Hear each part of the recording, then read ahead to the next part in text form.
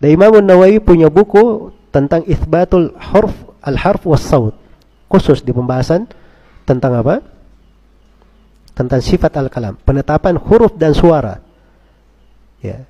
Dan itu dari hal yang populer di kalangan orang Asy'ariyah, mereka ingkari. Populer sekali. Pak Ustadz Dzulkarnain M. Sunusi, jika apa yang Anda sampaikan ingin dipercaya oleh jamaahmu, ndak usahlah buat kebohongan seperti itu, Pak Ustadz. Assalamualaikum warahmatullahi wabarakatuh. Alhamdulillah wassalatu wassalamu ala rasulillah wa ala alihi wa sahbihi wa mawala amma ba'du. Semuanya yang nonton video ini, saya doakan semoga Allah subhanahu wa ta'ala memberikan kita rahmatnya, taufiknya, hidayahnya, maghfirahnya, memberikan kelancaran rezeki, kesehatan, serta menjadikan kita orang-orang yang beruntung di dunia ini, lebih-lebih kelak di akhirat. Amin Allahumma amin. Orang-orang Wahabi yang didoktrinkan dari ustadz-ustadznya selama ini, akidah Asy'ariyah itu adalah akidah yang sesat, menyelisihi terhadap salaf, doktrin mereka. Karena Asy'ariyah ini tafwid dan takwil. Karena ulama salaf, doktrin mereka terhadap jamaahnya tidak pernah tafwid, tidak pernah takwil gitu. Jadi dua metode ini, tafwid dan takwil, adalah metode batil. Itu selalu yang dicekokkan terhadap jamaahnya dari ustadz-ustadz salafi Wahabi ini. Bahkan untuk menguatkan apa yang ia sampaikan, tuduhannya bahwa Asy'ariyah itu sesat. Misalnya ketika Asy'ariyah ini menyatakan bahwa kalam Allah ini bila sautin wala harfin wala ibtida'in wala i'rabin, tidak ada huruf, tidak ada suara, tidak ada i'rabnya, tidak ada permulaannya, tidak ada akhirnya. Itu kalamullah. Asy'ariyah ini oleh Ustadz Dzulkarnain di antaranya M. Sunusi ini, dia menyatakan bahwa Imam Nawawi katanya menetapkan bahwa kalamullah itu adalah berhuruf dan bersuara. Nggak usahlah pakai kebohongan Ustadz ya. Nggak usah pakai kebohongan, bawa-bawa Imam Nawawi segala Anda itu untuk menguatkan tuduhanmu bahwa Asy'ariyah itu sesat. Bilanglah nggak apa-apa, sesat. Kan memang begitu orang-orang Wahabi itu. Mereka tidak percaya bahwa takwil, tafwid ternyata ini memang diajarkan dari salaf. Kalian tidak percaya, tidak apa-apa sudah. Tapi jangan berbuat kebohongan. Jangan berkata seperti ini bahwa Imam Nawawi ternyata menulis buku khusus isbatul huruf was saut, menetapkan huruf dan suara terhadap firman Allah, terhadap kalamullah ini. Oke. Mari kita buktikan sekarang bahwa ternyata apa yang disampaikan oleh Dzulkarnain M. Sunusi ini adalah suatu kebohongan yang tidak berdasarkan dengan faktanya. Yang menyatakan ini adalah ulama mereka sendiri, bahkan ulamanya atau gurunya Pak Dzulkarnain M. Sunusi itu sendiri. Ini. Bal min qabl sana wa hada yaqul mithl dhalik akhuh يقول بعض المخالف إذا كان تردون علينا ردوا على النووي والحمد لله سمعتم الجواب. نعم.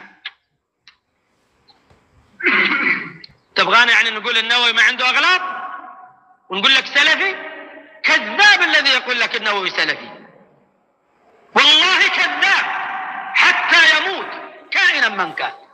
أشعري جل من أول كتابه في مسلم إلى آخره وشرحه موجود، لكن لسنا كالحداديين الغلاة. نحن نقول خدموا السنة ولهم خدمة للسنة، كتبهم معروفة ويستفيد منها العلماء وشيوخنا وشيوخ شيوخنا من قبل منذ ألفها هؤلاء لا يزالون يوصون بها، لكن ليسوا كسيد قطب. Dengarkan Pak Dzulkarnain M. Sunusi, Syekh Muhammad bin Hadi Al-Madkhali ketika ada yang menyatakan bahwa Imam Nawawi ini salafi, beliau dengan lantang berteriak, kadzdzab alladzi yaqulu laka an-Nawawi salafi. Pembohong orang yang berkata terhadap kamu bahwa Imam Nawawi adalah salafi. Wallahi kadzdzab. Demi Allah itu adalah pembohong, pendusta. Hatta yamuta kainan man kan. Imam Nawawi itu sampai mati seperti itu. Asy'ari. Bahkan saya meringis tidak bisa menerjemah ke belakangnya ini. Nauzubillah. Imam Asy'ari, ya, Imam Nawawi sampai dikatakan seperti itu. Nah, sekarang kita lihat bagaimana. Ini mungkin Anda kenal ya. Syekh Muqbil bin Hadi Al-Wadi'i. Syekh Muqbil ya. Ketika beliau menjelaskan tentang akidahnya Imam Asy'ari, arju minal ahi ayyarifa annan nawawiyah asy'ariyun. Saya berharap pada saudara untuk tahu bahwa Imam Nawawi itu adalah Asy'ari. Anda pasti kenal tak? Siapa Syekh Muqbil bin Hadi ini? Kemudian Imam Tajuddin As-Subki beliau menyatakan An-Nawawiyu Asy'ariyul aqidah. Imam Nawawi ini akidahnya adalah Asy'ari. Silakan Anda lihat dalam kitab Qaidah fil Jarhi wat Ta'dil halaman 54. Demikian juga Imam As-Sakhawi mengatakan qultu wa sarraha al-Yafi'i wa Taj As-Subki annahu asy'ariyun. Kitabnya lihat sendiri, shahifahnya lihat sendiri. Imam Yafi dan Tajuddin As-Subki menyatakan bahwa Imam Nawawi adalah Asy'ari. Selanjutnya Imam Zainuddin Al-Manawi juga mengatakan di dalam kitabnya lihat sendiri ini, juznya lihat sendiri, fa innan Nawawi asy'ariyun. Sesungguhnya Imam Nawawi ini akidahnya adalah Asy'ari. Tadi Anda mengatakan bahwa Imam Nawawi ini menulis kitab yang menetapkan huruf dan sifat, huruf dan suara terhadap kalam Allah. Jadi menyalahi berbeda dengan Asy'ari seakan-akan seperti itu. Baik, mari kita lihat penjelasannya bagaimana menisbatkan kitab tersebut terhadap Imam Nawawi. Tentunya Anda kenal dengan Syekh ini. Ini adalah Syekh Ibrahim As-Samari, apa As-Samiri, apa Samri, saya kurang tahu kalau lakop atau gelar-gelar seperti itu. Lihat ini bagaimana penjelasannya, Ustaz. وبركاته. ثم سأل عن صحة نسبة كتاب الحروف والأصوات إلى النووي، والجواب وعليكم السلام ورحمة الله وبركاته. هذا الكتاب لا تصح نسبته إلى النووي، والذي يبين عدم ثبوته إليه أمور.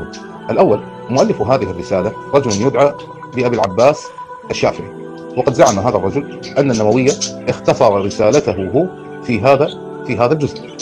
نعم، والنووي نسب إليه في هذا الجزء أنه وصف أبا العباس هذا بأنه الشيخ الجليل الإمام المتقن الحافظ الأوحد، وأبو العباس هذا رجل مجهول العين لا يعرف له وجوده، ولأجل هذا لم يترجم له المحقق في أول الرسالة.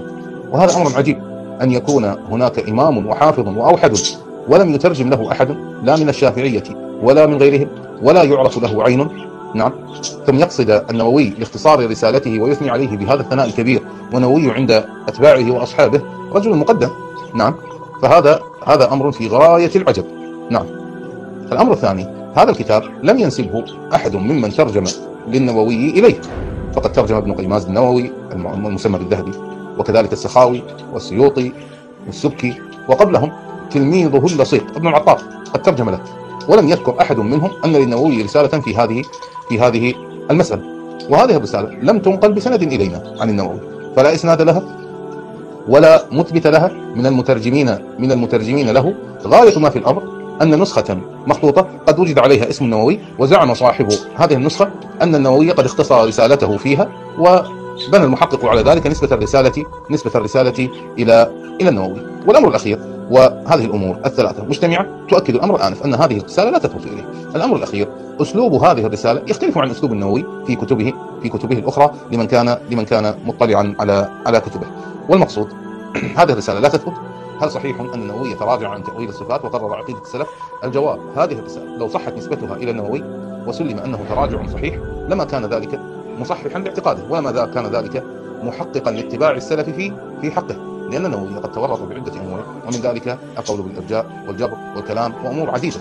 وهذه الرسالة لم تتطرق لجميع هذه المحدثات التي يصح الحكم بناء عليها على النووي بمفرداتها، فكيف بها مجتمعة؟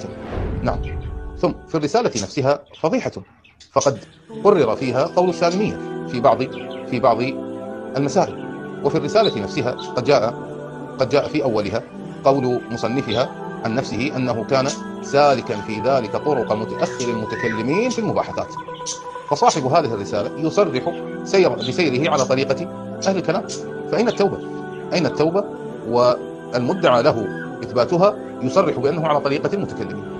والحقيقة أن ابن قيماز على تهوكه قد لخص حال النووي لما ترجم له، وقال في آخر ترجمته: والنووي رجل أشعث